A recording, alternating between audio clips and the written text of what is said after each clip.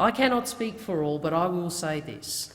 I and many others oppose this bill because we already know what hate speech feels like. We oppose this bill because we do not want our families and our children publicly denigrated, because we know that those opposed will stoop to any argument to prevent change, because we do not trust this Prime Minister and this government to stand up for us, for our children and for our community, because we have seen their silence when their own backbench speak, because we know their weakness in the face of prejudice, and because we know what damage can be caused in the light and heat of this of a important national opportunity. If we don't take this opportunity now, then this issue will not be resolved for years. Now, that situation may politically benefit some on this chamber. To those that oppose a quick national vote on gay marriage, which is enabled by this plebiscite, I simply ask, are you really doing it for the benefit of gay people, or are you using the pretext of care for gay people's health and mental well-being to ensure that you lock in what you think will be a political advantage at the next election?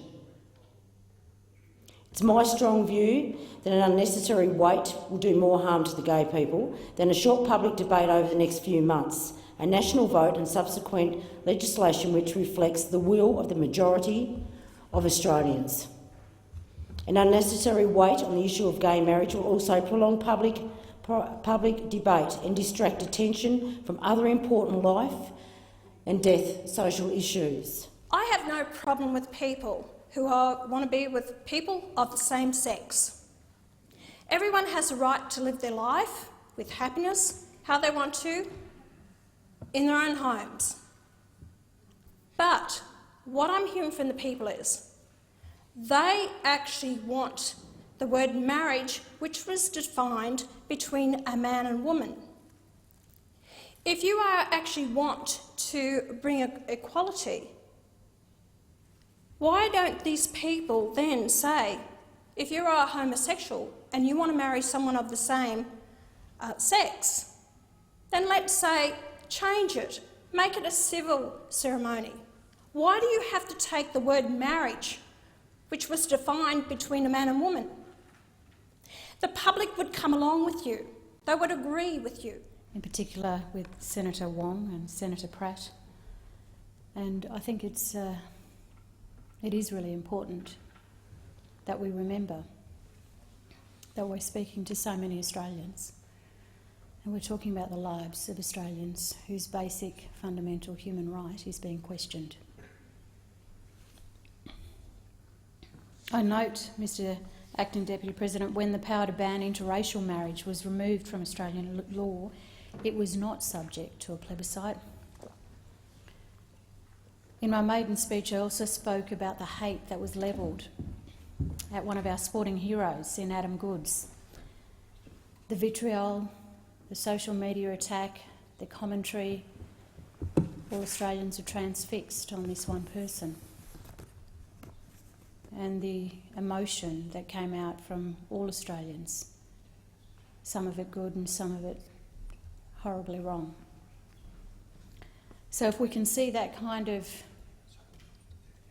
debate, hateful and hurtful, take place most recently in our memories over a sporting legend who was forced to retire, I'm in no doubt that this is the example, and just one major example, a most recent one, of which families from the LGBTI community speak about.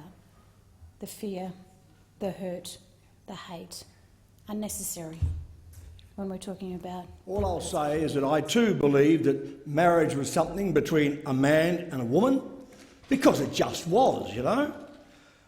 Until about 10 years ago, when I actually listened and heard the selfish, blinkered hollowness of my argument. Today I want to talk specifically about the plebiscite and why I'm proudly voting against it. Why a plebiscite is the wrong way to bring about what should be a right, the right of two Australians to marry no matter what their gender, the right for a same-sex couple married legally overseas to have that union recognised in their own country. This plebiscite was cobbled together after that Marathon Coalition crisis meeting. It was a word that millions of Australians had never heard of. To steal from the late Jim Killen, plebiscite could have been the name of a horse running in the fifth race. So here we are, Mr Acting Deputy President.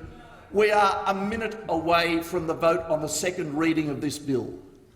And if this second reading is defeated, then the cause of marriage equality in this country will be delayed for years.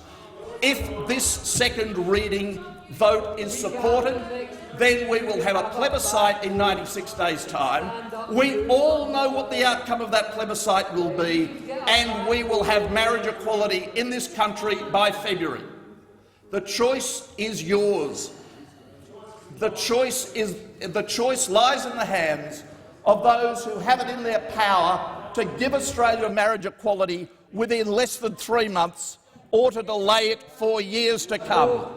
Because I say again, a vote against this bill is a vote against marriage equality. And those who claim to believe in marriage equality, but nevertheless for their own cynical, game-playing reasons, are determined to vote against it, should hang their heads in shame.